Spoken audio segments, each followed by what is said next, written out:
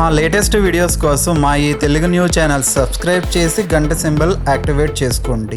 రేపే 31 దీపావళి అమావాస్య, అత్యంత పవిత్రమైన రోజు. ఈరోజు మీరు ఈ చెట్టును తాకితే చాలు, మీ ఇంట్లోని దరిద్రం మొత్తం పోతుంది. కష్టాలు బాధలన్నీ కూడా పోతాయి. కోట్ల వర్షం కురుస్తుంది. మహారాజయోగం పడుతుంది. నక్కతోక తొక్కినట్లు ఇక మీరు పట్టిందల్లా బంగారం అవుతుంది. అంతేకాదు, దీపావళి రోజు ఈ వృక్షాన్ని తాకితే మీ దౌర్భాగ్యం మొత్తం కూడా పోతుంది. దరిద్రాలు వదిలిపోతాయి. అంతులోని ఐశ్వర్యం వస్తుంది. లక్ష్మీదేవి యొక్క సంపూర్ణ అనుగ్రహం లభిస్తుంది. తిరిగిలేని రాజయోగం పడుతుంది. కోటి జన్మల పుణ్యం వస్తుంది. విపరీత ధనలాభం కలుగుతుంది. జాతక దోషాలు పోతాయి. మీ జీవితం అద్భుతంగా మారిపోతుంది. మరి ఇంతకీ దీపావళి రోజున ఏ చెట్టును తాకాలి అనే విషయాన్ని ఇప్పుడు మనం ఈ వీడియోలో వివరంగా తెలుసుకుందాము. ఫస్ట్ అయితే ఈ వీడియోకి ఒక లైక్ కొట్టండి. అలాగే మా ఛానల్ని కూడా సబ్స్క్రైబ్ చేసుకొని మాకు సపోర్ట్ చేయండి. ఆశ్వీజ అమావాస్య రోజున దీపావళి పండుగను చేసుకోవటం ఆనవాయితీగా వస్తోంది. హిందువులు అత్యంత పవిత్రంగా జరుపుకునే పండుగలలో భారతీయులు అత్యంత భక్తి శ్రద్ధలతో అత్యంత ఇష్టంగా జరుపుకునే పండుగలలో దీపావళి ఒకటి. ఆశ్వీజ మాసంలో వచ్చే అమావాస్య రోజు దీపావళి పండుగను జరుపుకుంటారు. దీపావళి అంటేనే వెలుగుల పండుగ, చెడుపై మంచి సాధించిన విజయానికి ప్రతీక. ప్రతి ఒక్కరి జీవితాల్లో వెలుగులు నింపాలని సూచించేదే దీపావళి పండుగ. జీవితంలోని చీకట్లను పారద్రోలి వెలుగులు నింపేదే దీపావళి. దీపావళిని భారతదేశమంతటా ఒక పెద్ద పండుగగా జరుపుకుంటూ ఉంటారు. ఇది చీకటిపై కాంతి, చెడుపై మంచి, నిరాశపై ఆశ యొక్క విజయాన్ని సూచించే పండుగ. దీపావళి అంటే దీపాల వరుస అని అర్థం. దీనిని దివాళీ అని, దీపావళి అని కూడా పిలుస్తూ ఉంటారు. ఈ పండుగ రోజు ప్రజలు తమ ఇళ్లల్లో, దుకాణాలలో దీపాలు వెలిగించి సంపద, అదృష్టము, శ్రేయస్సుకు ప్రతీక అయిన లక్ష్మీదేవిని ప్రత్యేకంగా పూజిస్తారు. దీపావళి పండుగ జరుపుకోవడానికి పురాణాల ప్రకారం ఎన్నో కథలు ప్రాచుర్యంలో ఉన్నాయి. అయితే వాటన్నిటి వెనుక ఉన్న సారాంశం ఏమిటి అంటే, చెడును అంతం చేసి విజయాలను పొందినందుకు గుర్తుగా ఈ పండుగను జరుపుకుంటూ ఉంటారు. నరకాసురుడనే రాక్షసుడి పీడ విరగడైనందువల్ల ప్రజలందరూ ఆనందోత్సాహాలతో ఈ పండుగను జరుపుకున్నారని చరిత్ర చెప్తోంది. అంతేకాకుండా కౌరవుల మాయా జూదంలో ఓడిపోయిన పాండవులు 13 సంవత్సరాల పాటు వనవాసము, 1 సంవత్సరం పాటు అజ్ఞాతవాసం పూర్తి చేసుకుని తిరిగి వారి రాజ్యంలోనికి ప్రవేశించినది అమావాస్య రోజున కావటం వల్ల ఆ రాజ్య ప్రజలు ఎంతో ఆనందంగా దీపాలతో వారికి స్వాగతం పలుకుతారు. అప్పటి నుంచి ప్రతి ఏటా ఈ రోజున దీపావళి పండుగ జరుపుకుంటున్నారని మన పురాణాలు చెప్తూ ఉన్నాయి. తండ్రి మాటను జవదాటకుండా తన తండ్రి కోరిక మేరకు 14 సంవత్సరాలు శ్రీరాముడు అరణ్యవాసానికి వెళ్ళాడు.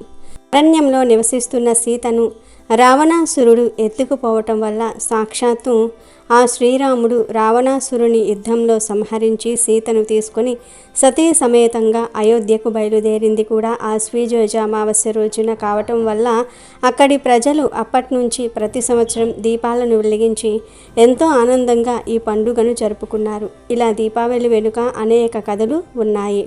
ఆశ్వీజ అమావాస్య నాడు లక్ష్మీదేవిని ఆరాధించటం వల్ల, దీపాలు వెలిగించుకోవటం వలన జీవితంలోని అడ్డంకులు తొలగిపోతాయి. ఆర్థిక స్థిరత్వము, సమృద్ధి లభిస్తాయి. ఆర్థికపరమైన అడ్డంకులు తొలగిపోయి ఇంటికి మరియు కుటుంబానికి శ్రేయస్సు చేకూరుతుంది. పూర్వం ఒక ఆశ్వీజ అమావాస్య రోజున లక్ష్మీదేవి భూమిని సందర్శించాలని అనుకుంటుంది. కానీ అమావాస్య కావటంతో విపరీతమైన చీకటి కారణంగా ఆమెకు ఏమీ కనిపించదు. అలా లక్ష్మీదేవి దారి తప్పుతుంది. కొద్దిసేపటి తర్వాత ఆమెకు ఒక చోట వెలుగుతున్న దీపాలు కనిపిస్తాయి. లక్ష్మీదేవి ఆ దీపాల దగ్గరకు వెళ్ళినప్పుడు అక్కడ ఆమెకు ఒక గుడిసె కనిపిస్తుంది. ఆ గుడిసెలో ఒక వృద్ధురాలు ఉంది. ఆ వృద్ధురాలు తన గుడిసె తలుపులు తెరిచి దీపాలు వెలిగిస్తూ ఉంది. అలా ఇంటి బయట దీపాలను వెలిగించిన తర్వాత వృద్ధురాలు ఇంటి బయట కూర్చుంటుంది. అప్పుడు లక్ష్మీదేవి ఒక మామూలు అమ్మాయిగా మారి ఆమె ఇంటి ముందుకు వస్తుంది. ఆ వృద్ధురాలు ఆ అమ్మాయిని చూసి, ఎవరమ్మా నువ్వు అని అడుగుతుంది. దానికి లక్ష్మీదేవి, నేను చీకటిలో దారి తప్పి ఈ ఊరు వచ్చానని చెప్తుంది. దాంతో ఆ వృద్ధురాలు ఈ చీకటి రాత్రిలో ఒక కన్య తిరగటం సురక్షితం కాదని చెప్పి ఈ రాత్రికి నా ఇంటిలో ఉండు అని అడుగుతుంది. లక్ష్మీదేవి ఆమె మంచి మనసుకు ఎంతో సంతోషించి, సరే నేను ఈ రాత్రికి ఇక్కడే ఉంటాను అని అంటుంది. దాంతో వృద్ధురాలు తన ఇంటిలో ఉన్న కొద్దిపాటి ఆహారాన్ని లక్ష్మీదేవికి పెట్టి ఆమెకు మంచం కూడా వేసి పడుకోమని చెప్తుంది. వృద్ధురాలు సేవ, అంకితభావం లక్ష్మీదేవిని ఎంతగానో సంతోషపరిచాయి. తర్వాత వృద్ధురాలు తన పనులన్నిటినీ కూడా పూర్తి చేసుకుని నేల మీద నిద్రపోయింది. మరుసటి రోజు ఉదయం వృద్ధురాలు మేలుకుని చూస్తే ఆమె చిన్న గుడిసె రాజభవనం వలె అందమైన ఇల్లుగా మారిపోయింది. ఆమె చుట్టూ చెల్లాచెదురుగా బంగారము మరియు వజ్రాలు కుప్పలుగా పడి ఉన్నాయి. ఇదంతా చూసిన వృద్ధురాలు ఎంతో ఆశ్చర్యపోయింది. వృద్ధురాలు లక్ష్మీదేవి కోసం ఇల్లంతా వెతికింది, కానీ ఎక్కడా ఆమె కనిపించలేదు. దాంతో రాత్రి తన ఇంటికి వచ్చింది లక్ష్మీదేవియే అని ఆమె గ్రహించింది. లక్ష్మీదేవి ఎప్పుడు వెళ్ళిపోయిందో వృద్ధురాలు నిద్రలో గుర్తించలేదు. దాంతో వృద్ధురాలు ఆ లక్ష్మీదేవిని మళ్ళీ చూసే అవకాశం దొరకలేదని ఎంతో బాధపడిపోయింది. అప్పుడు లక్ష్మీదేవి కరుణించి వృద్ధురాలు ముందు ప్రత్యక్షమై, ఓ అవ్వ, నువ్వు చాలా మంచిదానివి. నీ మంచి మనసుకు నేను ఎంతో సంతృప్తి పడ్డాను. అందుకే నీకు ఈ వస్తువులను, ఈ సంపదలను ఇచ్చాను అని అంటుంది. అప్పుడు ఆ వృద్ధురాలు, అమ్మా లక్ష్మీదేవి, నాలాంటి పేదవాళ్ళు చాలామంది ఈ భూమి మీద ఉన్నారు. వారు కూడా ధనవంతులుగా మారే అవకాశం ఇవ్వవా అని అడుగుతుంది. దానికి లక్ష్మీదేవి, ఓ అవ్వ, ఇక నుండి ఈ అమావాస్య నాడు అనగా ఆశ్వీజయుజ అమావాస్య నాడు ఎవరైతే నన్ను పూజించి దీపాలు వెలిగించి చీకటిని పోగొట్టి నాకు దారి చూపిస్తారో వారందరూ కూడా ఎల్లప్పుడూ నా ఆశీస్సులను పొందుతారు, సకల సంపదలను పొందుతారు అని చెప్పి మాయమైపోయింది. తరువాత ఆ వృద్ధురాలు ఆ దేశరాజు దగ్గరకు వెళ్ళి తనకు జరిగిందంతా కూడా చెప్తుంది. దాంతో రాజు ప్రతి ఆశ్వీజయుజ అమావాస్య నాడు ప్రజలందరూ కూడా లక్ష్మీదేవిని పూజించి ఇంటి లోపల ఇంటి బయట మొత్తం దీపాలతో అలంకరించాలని చాటింపు వేయిస్తాడు. అప్పటి నుండి ఆశ్వీజయుజ అమావాస్య నాడు లక్ష్మీదేవిని పూజించి దీపాలు వెలిగించే సాంప్రదాయం మొదలయ్యింది. కాబట్టి ఆశ్వీజయుజ అమావాస్య నాడు లక్ష్మీదేవిని పూజించాలి, దీపాలు వెలిగించాలి, లక్ష్మీదేవి రాక కోసం ఇంటి తలుపులు తెరిచి ఉంచాలి. ఇది చాలా శుభప్రదం.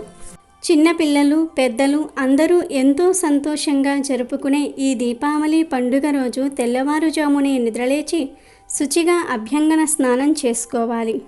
ఆ తరువాత శుభ్రమైన వస్త్రాలను ధరించాలి. ప్రత్యేకించి ఆడవారు దీపావళి పండుగ రోజు పసుపు రంగులో ఉండే దుస్తులు కానీ లేదా తెలుపు రంగులో ఉండే దుస్తులు కానీ ధరిస్తే దీర్ఘ సుమంగళ యోగం సిద్ధిస్తుంది, లక్ష్మీదేవి అనుగ్రహం కలుగుతుంది. తెలుపు రంగు చీర కట్టుకుంటే మాత్రం ప్లెయిన్గా ఉండే చీర కాకుండా అంచు ఉన్న చీర కట్టుకోవాలి. ఆ అంచు కూడా పచ్చటి రంగులో ఉండే అంచు అయితే చాలా మంచిది. ఇలా దీపావళి రోజు పసుపు లేదా తెలుపు రంగు దుస్తులు ధరించటం వలన ఆడవారికి పట్టిందల్లా బంగారం అవుతుంది. ఆడవారనే కాదు, మగవారు, పిల్లలు, పెద్దలు అందరూ కూడా దీపావళి రోజు తెలుపు లేదా పసుపు రంగు దుస్తులు ధరిస్తే సంవత్సరమంతా కలిసి వస్తుంది. కాబట్టి తప్పనిసరిగా దీపావళి అమావాస్య రోజు అందరూ కూడా తెలుపు కానీ లేదా పసుపు రంగులో కానీ ఉండే దుస్తులను ధరించి లక్ష్మీదేవి అనుగ్రహానికి పాత్రులవ్వండి. ఇలా దీపావళి రోజు ఉదయమే లేచి శుచిగా స్నానం చేసి ఈ రంగు వస్త్రాలను ధరించండి. ఆ తరువాత ఆడవారు గడపకు పసుపు కుంకుమ రాసి గుమ్మానికి తోరణాలు కట్టి ఇంటిని అలంకరించుకోండి. పూజా మందిరంలో అందమైన ముగ్గులు వేయండి. పూజగదిలోని దేవుని పటాలను గంధము, కుంకుమ, పుష్పాలతో అలంకరించుకోవాలి. లక్ష్మీదేవిని ఈరోజు ప్రత్యేకంగా పూజించి అమ్మవారి అనుగ్రహాన్ని పొందండి. సాధారణంగా ఆడవారు దీపావళి పండుగ అనగానే సాక్షాత్తు లక్ష్మీదేవి స్వరూపంగా అలంకరించుకొని దర్శనమిస్తారు. ఆ కోణంలో ఏ రంగు చీర ధరిస్తే మంచిది అని ఆలోచిస్తారు. దీపావళి రోజు పసుపు రంగు లేదా తెలుపు రంగు వస్త్రాలను ధరించటం అతి శ్రేష్టం. అలాగే దీపావళి అమావాస్య రోజు పొరపాటున కూడా నల్లటి రంగులో ఉండే దుస్తులు ధరించకూడదు. తెలుపు కానీ పసుపు కానీ ఈ రెండు రంగుల్లో ఏదో ఒక రంగు వస్త్రాలను ధరించి లక్ష్మీదేవి పూజకు సిద్ధమవ్వాలి. ఎర్రటి అక్షింతలు, ఎర్రటి పద్మాలు, తెలుపు కలువ పువ్వులు, గులాబీ పువ్వులు సిద్ధం చేసుకోవాలి. ఆ తర్వాత అమ్మవారిని పూజించుకోవాలి. సాయంకాలం సూర్యాస్తమయం తర్వాత దీపారాధన చేసి ఇంటిని దీపాలతో అలంకరించుకోవాలి. ఆ తర్వాత చీకటి పడిన సమయంలో టపాసులను జాగ్రత్తగా కాలుస్తూ పండుగను జరుపుకోవాలి. మరి తెలుసుకున్నారు కదా, మీరు కూడా దీపావళి రోజు ఈ రంగులో ఉండే వస్త్రాలను ధరించి అమ్మవారిని పూజించి ఆమె అనుగ్రహాన్ని పొంది దీర్ఘ సుమంగళి యోగంతో సంతోషంగా జీవించండి. ఈ దీపావళి అమావాస్య రోజున 2 వస్తువులను ఇంటికి తెచ్చుకుంటే చాలు, 4 వైపుల నుండి ధనం దూసుకు వస్తుంది, లక్ష్మీదేవి అనుగ్రహం కలుగుతుంది అని శాస్త్రాలు చెప్తూ ఉన్నాయి. మరి ఆ వస్తువులలో మొదటి వస్తువు ఏమిటి అంటే గుమ్మడికాయ. అవును, ఈ దీపావళి అమావాస్య రోజున ఒక బూడిద గుమ్మడికాయను ఇంటికి తెచ్చుకుంటే చాలా మంచిది. లక్ష్మీదేవి అనుగ్రహం కలుగుతుంది, మీకు ఉండే కష్టాలన్నీ కూడా పోతాయి, ధన సమస్యలు పోతాయి, ధన లాభం కలుగుతుంది, నరదృష్టి పోతుంది, అష్టైశ్వర్యాలు సిద్ధిస్తాయి, మీ సంపాదన విపరీతంగా పెరుగుతుంది. కాబట్టి దీపావళి రోజు ఒక బూడిద రంగు గుమ్మడికాయను ఇంటికి తెచ్చుకోండి. అంటే మీ ఇంటి దగ్గరలో బూడిద గుమ్మడికాయ చెట్టు ఉంటే ఆ చెట్టు నుండి కోసి తెచ్చుకోండి. లేదా బయట ఎక్కడైనా అమ్మితే అక్కడి నుండి అయినా సరే బూడిద గుమ్మడికాయను కొని తెచ్చుకోండి. అలా తెచ్చుకున్న బూడిద గుమ్మడికాయను ఇంటి గుమ్మానికి కట్టండి. దీపావళి అమావాస్య రోజున గుమ్మడికాయను ఇంటికి కట్టుకుంటే చాలా మంచి శుభ ఫలితాలు కలుగుతాయి. నరదృష్టి నరఘోష పోతాయి, లక్ష్మీదేవి అనుగ్రహం కలుగుతుంది, విపరీతంగా అదృష్టం కలిసి వస్తుంది. ఈ దీపావళి అమావాస్య రోజు గుమ్మడికాయను గుమ్మం ముందు ఎలా కట్టాలో కూడా తెలుసుకుందాము. బూడిద గుమ్మడికాయ గురించి తెలియని వారుండరు. సొంత ఇల్లు అయినా సరే, అద్దె ఇల్లు అయినా ఇంటి ద్వారం పైన గుమ్మడికాయను కట్టుకోవాలి. గుమ్మడికాయ ఇలా ఇంటిపైన కట్టడం వల్ల కాలభైరవుడు రక్షణగా ఉన్నట్లు గుర్తు. ఇంటి ముందు అంటే ఇంటి ముందుకు వచ్చేటటువంటి దోషాలు అంటే నరఘోష, నరపీడ, నరదృష్టి, నరశాప, నకారాత్మక శక్తిని అంతా కూడా కాలభైరవ స్వరూపమైనటువంటి గుమ్మడికాయకు ఉంది. కాబట్టి గుమ్మడికాయ విషయంలో ఎప్పుడూ కూడా అశ్రద్ధ చేయకండి.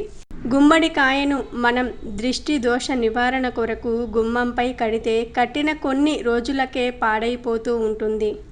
ఇలా తరచూ పాడైపోవడానికి ప్రధాన కారణం నరదృష్టి ఎక్కువగా ఉండటం. నరదృష్టి తగిలితే నాపరాయి కూడా పగిలిపోతుంది అని మన పెద్దలు చెప్తూ ఉంటారు. మీ ఇంటికి కానీ వ్యాపార స్థలంలో కానీ దిష్టి నివారణ కొరకు గుమ్మడికాయ కట్టండి. మరి ఈ గుమ్మడికాయను ఎలా కడితే మంచి ఫలితాలు కలుగుతాయో కూడా ఇప్పుడు మనం తెలుసుకుందాం. ముందుగా ఒక మంచి ముదురు బూడిద గుమ్మడికాయను తీసుకోవాలి. దీనికి ఖచ్చితంగా కాడ ఉండాలి. కాడ లేని గుమ్మడికాయ దీనికి పనికిరాదు. చక్కగా పసుపును ఈ గుమ్మడికాయకు మొత్తంగా రాసి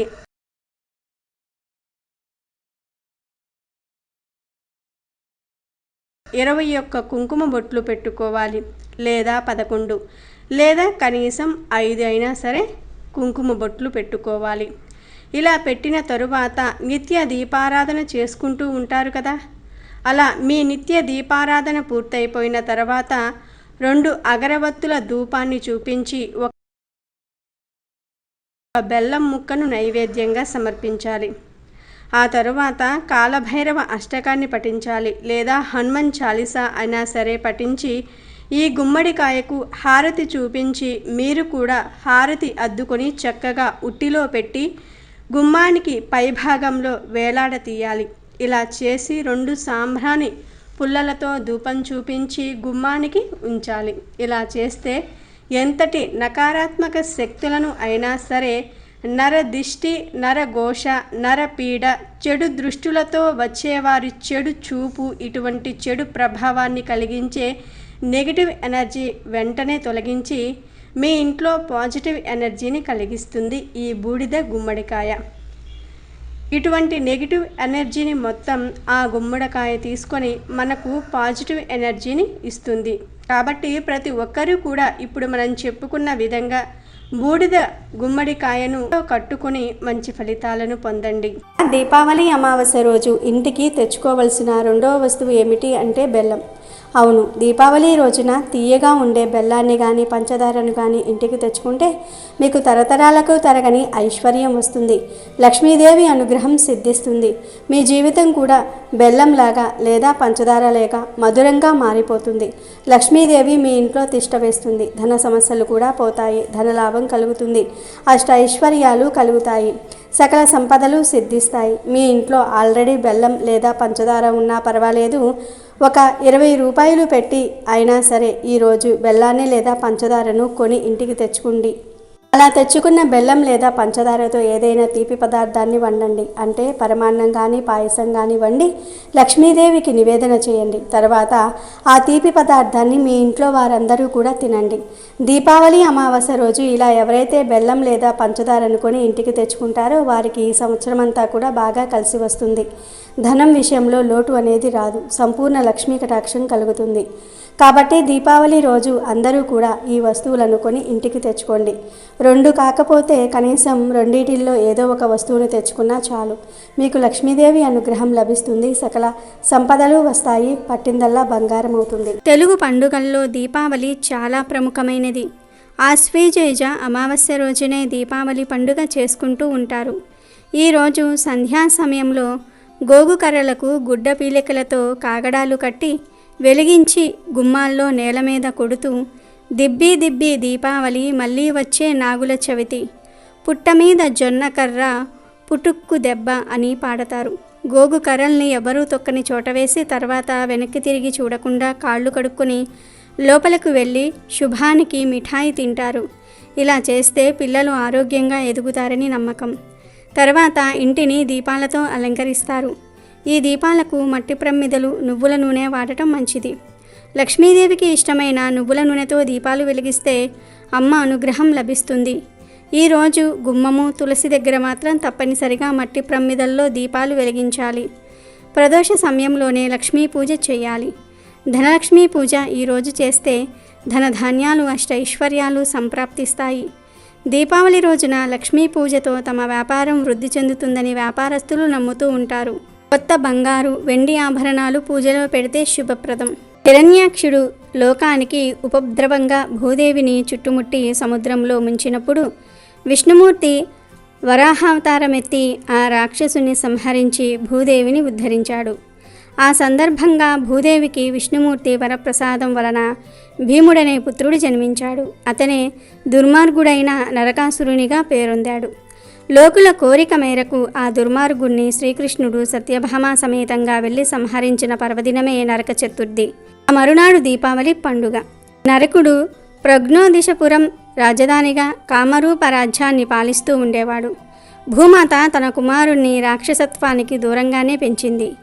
దురదృష్టవశాత్తు నరకుడు అసుర ప్రభావంతో పడి ఘోర తపస్సు చేసి అనేక వరాలు పొందాడు.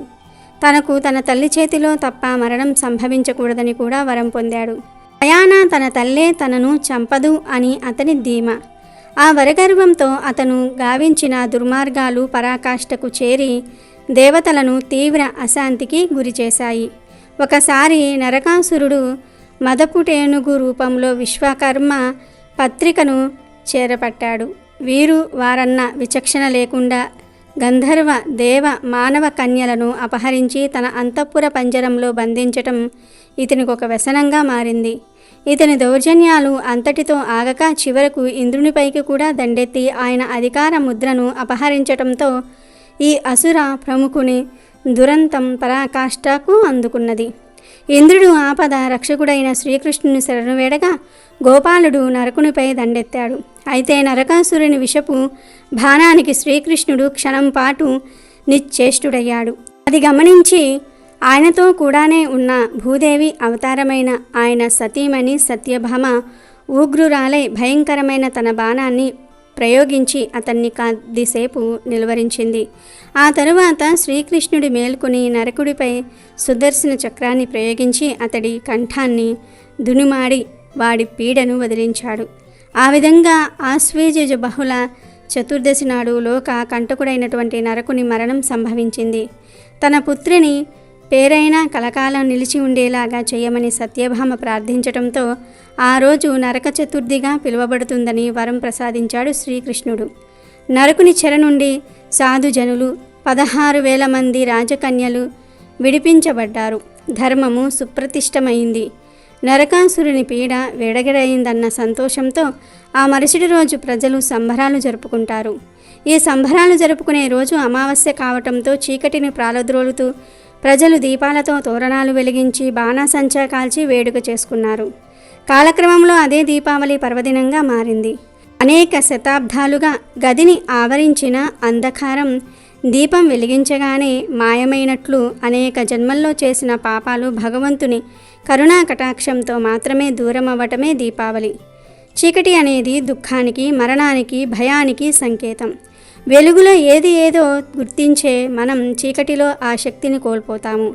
అలాంటి అవలక్షణాలు కలిగిన చీకటిని పోగొట్టాలంటే వెలుగులు విరజిమ్మే దీపం అవసరం. అందుకే పరబ్రహ్మ స్వరూపాన్ని జ్యోతితో పోల్చారు.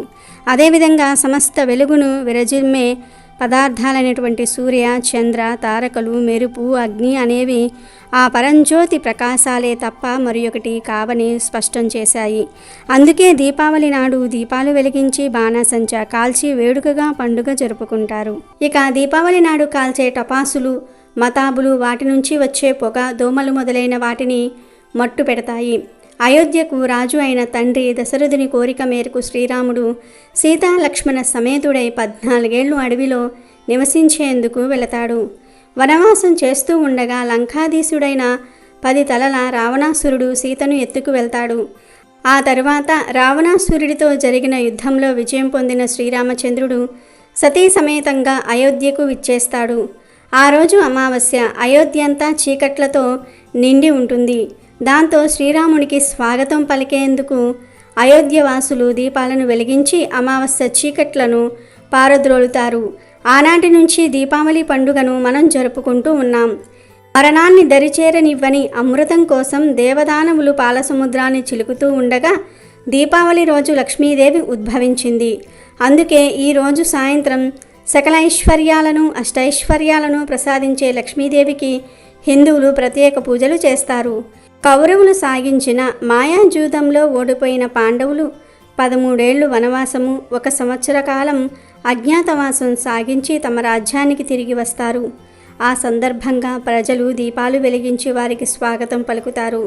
అలాగే గ్రామీణ ప్రాంతాలలో పంట చేతికి వచ్చే సందర్భాన్ని పురస్కరించుకొని అన్నదాతలు దీపావళి పండుగను చేసుకుంటూ ఉంటారు.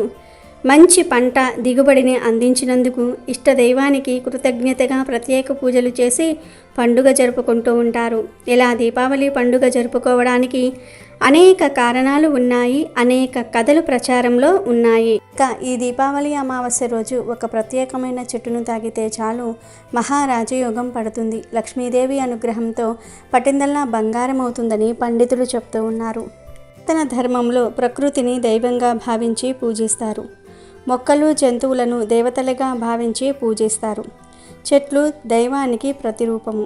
కొన్ని రకాల చెట్లను ఆరాధించటం వలన జీవితంలో సుఖ సంతోషాలు కలుగుతాయని, వ్యాధుల బారి నుంచి రక్షణ దొరుకుతుందని విశ్వాసము.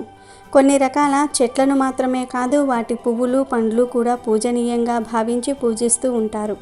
కొన్ని రకాల మొక్కలు కోరిన కోరికలు తీర్చే శక్తిని కలిగి ఉంటాయి. చెట్లు, మొక్కలు మానవ జాతికి ఎంతో మేలు చేస్తూ ఉంటాయి.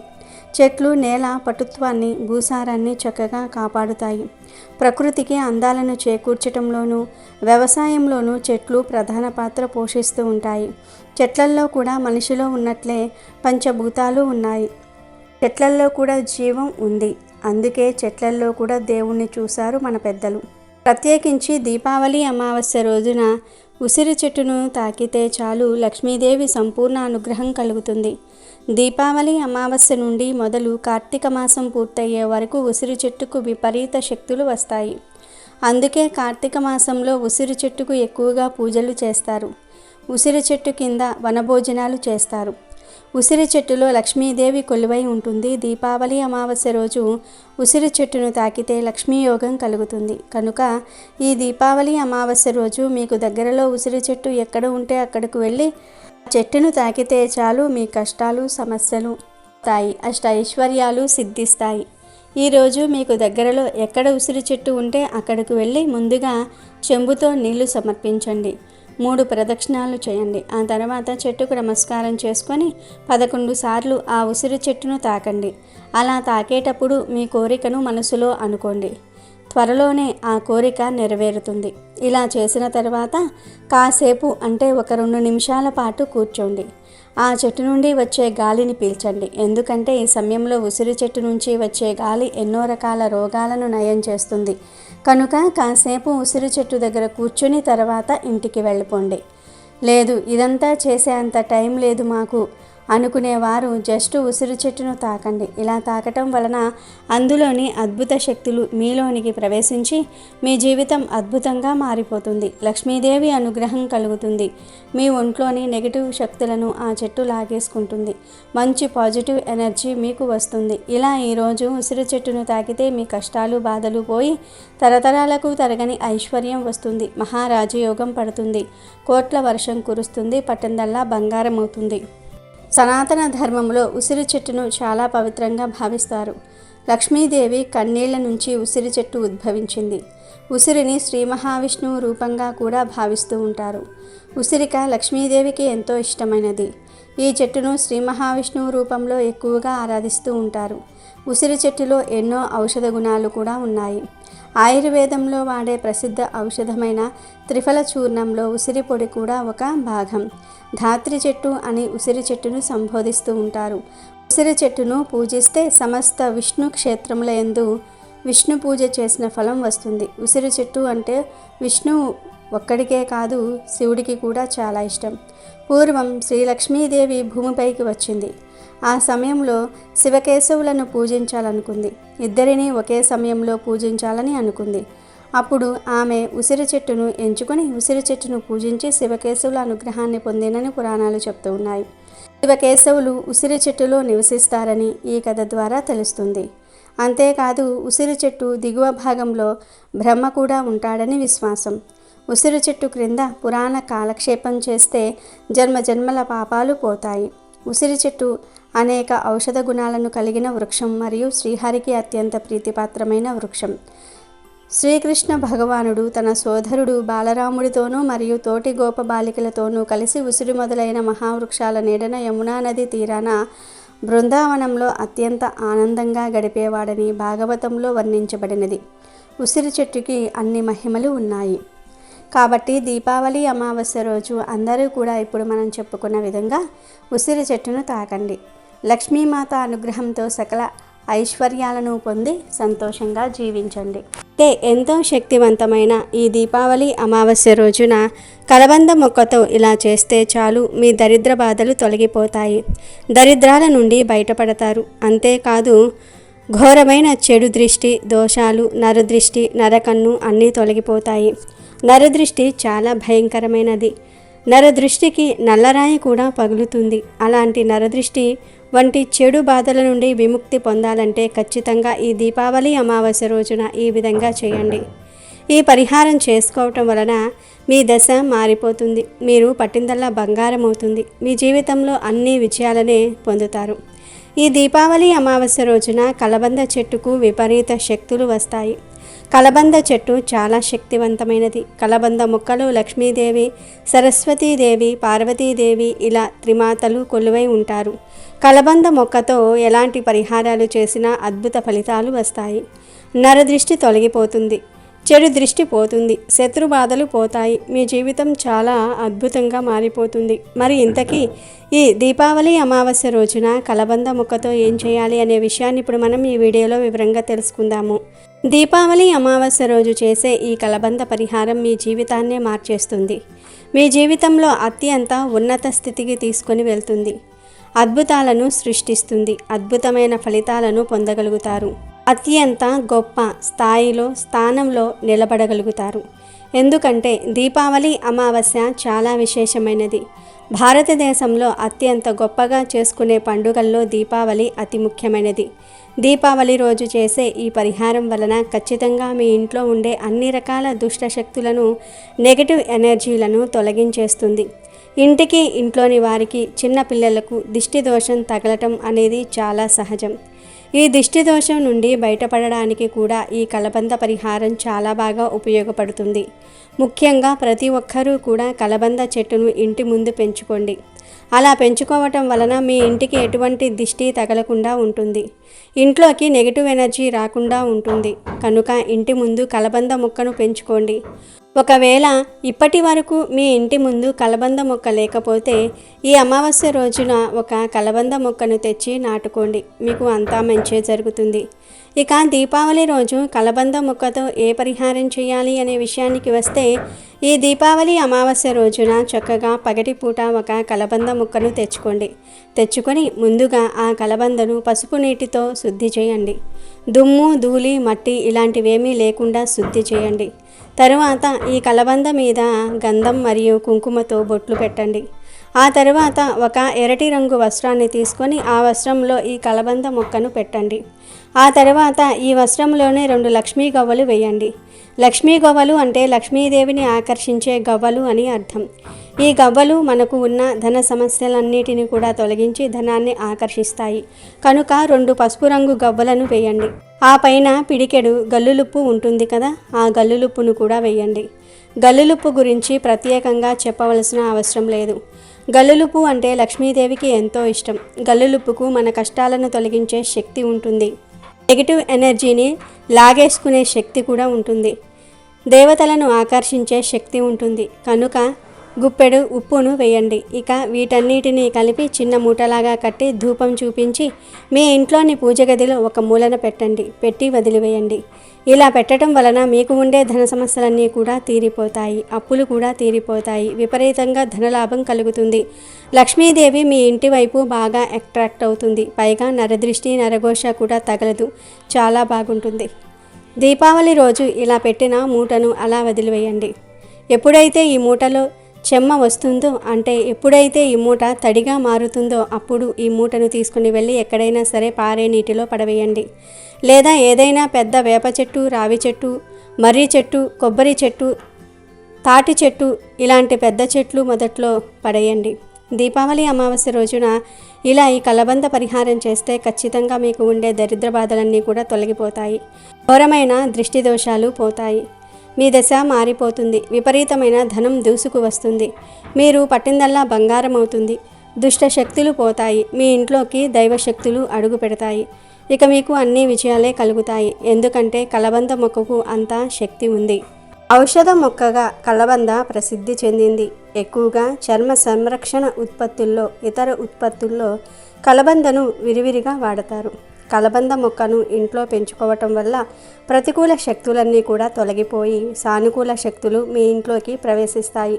ఆరోగ్యపరంగా కలబందలో ఉండే పోషకాలు మనకు చాలా రకాలుగా మేలు చేస్తాయి. కలబందకు దుష్ట శక్తులను ఆకర్షించే సామర్థ్యం ఉందని నమ్ముతూ ఉంటారు.